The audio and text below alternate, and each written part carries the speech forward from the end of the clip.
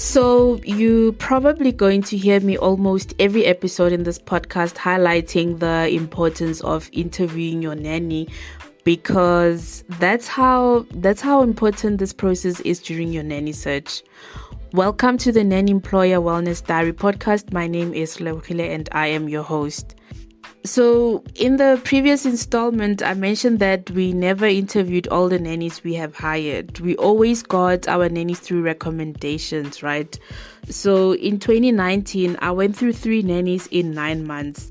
The third nanny that we hired, we were desperate and it was pretty clear, and I was also going through a divorce that year. And so when we had our fallout, me and the nanny, right, the day when we were having disagreements, she mentioned that I came through for you when you didn't know who was going to help you out with your kids. And in my head, I was just like, wait. You were offering a service and I offered you a job, right? A lot of things started to make sense after that when I reflected on her behavior. She was carrying herself like she came to save me. And this is one of the reasons why I feel interviewing your nanny will make a difference. People show up differently when they know that they are the chosen ones. Because if I did interviews and we didn't hire her the way we hired her, she would have known from the get-go that we have options. And interviews send a message to both you, the employer, and the nanny that it's not a favor. No one is doing anyone a favor here. It is a professional working relationship. You are offering them a job and they are offering you a service. Think about an arranged marriage. How many people would actually be glad that their spouse just suddenly showed up and now you are in a legally binded relationship and it has to work or it has to work? Well, this is similar to hiring a nanny who was recommended and you did not interview them, because the working relationship is legally binding whether you signed a contract or not. Just on the verbal agreement, if you as an employer you didn't fulfill what you verbally agreed on, then your nanny can take you to the CCMA. And so you should think of interviewing your nanny like dating. You are getting to know them and assess if they are going to be a fit for your child's need and your family. Because let me tell you something, having a nanny who is a right fit is just heavenly. Things just flow in the house, you know. Another reason why interviews are important is that performance management starts in the interview. It's in the interview where you are going to lay the foundation of what your family values, your child needs, your deal breakers, and the nannies will also get the chance to communicate their needs and if they have any developmental areas, so that you all can assess if you are a great match for each other. I'm not going to talk about the questions you have to ask in this installment. I have created a nanny employer guide that is free that you can download. It has questions that you can ask during interviews. So I included 2 CVs in this guide, one of a candidate that doesn't have childcare experience and one that has, because how you're going to interview an entry-level nanny is different from an experienced nanny in terms of questions. So I included all of that in this guide that you can download. The link is in the description box.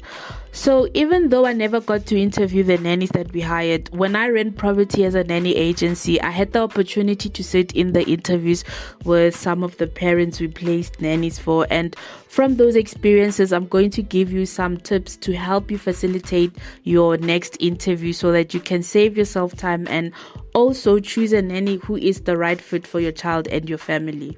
So in the last installment, I mentioned that you need to do a screen interview when you receive CVs, and this is mostly for people who are not using an agency. The reason why I recommend that you do a screen interview before an in-person interview is that when people are applying, they sometimes don't read the job spec. So you want to verify first if they are in agreement with your expectations and if they are okay with the salary you're offering. So some job seekers don't check in with their family members that if they were to get a job outside their area or a live-in position, will they be able to help them with their kids, right? They apply without discussing these things and then they will go through the whole interview process. Only when the job is offered, that is when they have the conversation, and sometimes their family members will not agree to help them out with their kids, so then they will decline the job if you were to make an offer. This happened to us quite a few times, so you want to make sure that you ask questions during the screening interview. This happened to us quite a few times. So you want to make sure that you ask questions during the screening interview to assess if you were to offer them a job, there won't be any delays. You can ask questions like, since this is a live-in position, is there anyone you need to check in with if you were to get the job, or does the buck stop with you? If I were to invite you for a one-on-one interview tomorrow and then I decide to hire you, will you be able to start the next day, or is there anything you need to sort out before you start? So questions like that can save you time. I've included a guideline of a few questions for the screening interview in the job description template. The link to download the template is in the description below. When it comes to face-to-face interviews, I would highly recommend that you book them in one day in separate times.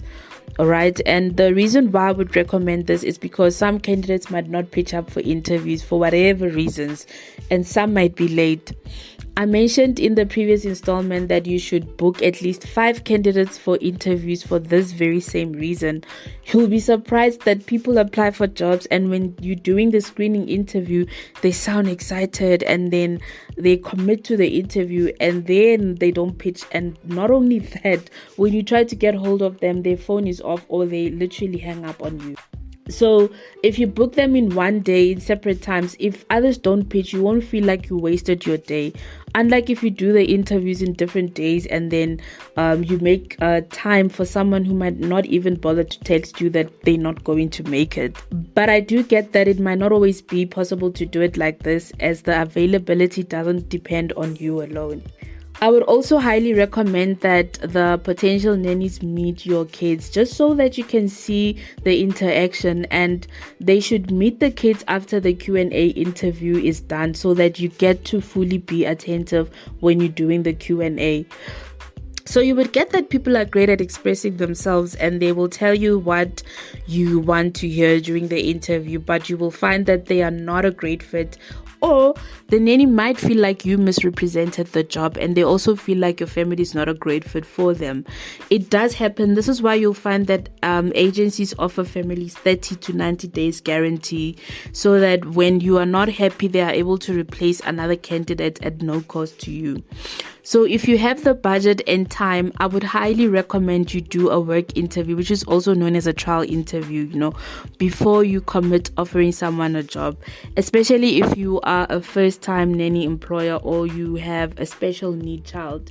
Because when done right, the trial interview will give you more insights if the nanny is really a great fit, and they will also have an opportunity to decide if they really want to work with your family. You will also have the opportunity to ask any additional questions that you probably missed in the Q&A interview.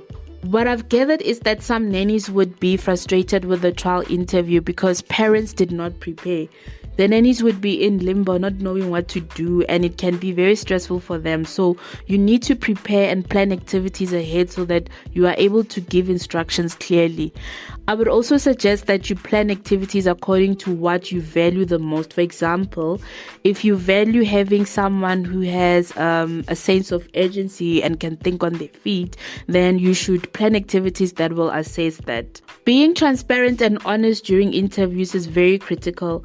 One of the reasons why most working relationships don't work out is because people misrepresent themselves. Eventually, the work honeymoon phase will be over and your nanny will have to deal with the real you. So you have to be as authentic as possible. Actually, from when you are putting the job description together, you should not make promises that you know very well you won't keep up with or you won't deliver just because you want someone as soon as possible. For example, if the potential nanny asks, "Are you going to review the salary after the probation period?" Don't say yes, and then when the probation period ends, you don't deliver on that. And then when your nanny brings the conversation up, you then bring up things like, "I'm not happy with certain things. Until this and this and that is met, I'll consider reviewing your salary." Don't do that. Be honest in the interview that your salary will be reviewed after probation based on your performance, and this is how we're going to evaluate your performance, Another thing that you should take note is that in as much as a potential nanny can be a fit for your family and you are excited that they are meeting your criteria, it is also important to assess if your family is going to be a fit for them. You should not ignore this and only focus on your needs. And here's why I say this, right? Even though some nannies might ask questions to see if you will be a fit for them, it's not all of them that will ask, because that is not their primary focus. Their primary focus is to put bread on the table. So during the interview, they might not ask you a lot of questions because of their bottom line. But here's the thing, once you offer them the job, their primary focus is met. They will now start thinking about if they really like working for your family, and if they don't, they will start having an exit plan. And this is